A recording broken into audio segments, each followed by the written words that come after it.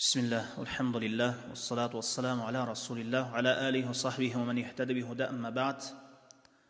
Бүгін өлім туралы айтып берсем, антикені өлім ақиқат, мұның ақиқат екендігін мұсылман кіші да, капыр инсан да жоққа шығара албайды. Бұл ақиқат. Bir күн келіп, bir саатта жан берерімізді, бұл дүниені таштап кетерімізді, түбөлүк ақыретке жол аларыбызды ешқашан ұмытпайлы. Өлім. Ар бір жан бір күн келіп өлімді татат. Өлімден кимді қашып құтылат. Бұл дүні өзі түбөлүктүү емес, қайра бұл дүнеге ешкім қайтқан емес. Өлім жашоо сыноо үчүн жаратылған. Сабыр менен өтөсүң Аллахтын сыноосунан, сақтай бил өзүңдү дайыма жамандыктан. Жамандықтың кесебеті адамзатты қиратқан. Өлім ақиқат, бары бір күн келіп өлесің. Топырақ аралашып, қара жерге көмілесің.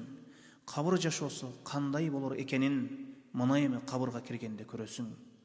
Қабырда анкер, мұнкер екі періште сұрақ алат. Біріншілі сұросы Раббин кім деп башталат.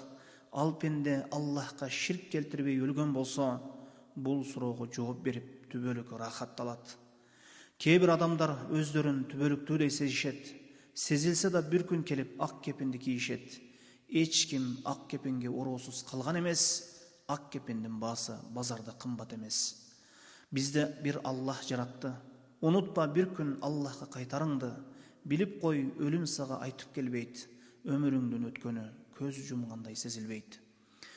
Жашооң Куран сүннөткө негизделсин. Жүрөгүңдөн ыйман нуру кетпесин. Пайғамбарың кім деп сұрайды сенден періште? Жооп берсең, пайғамбар менен болосуң бейіште.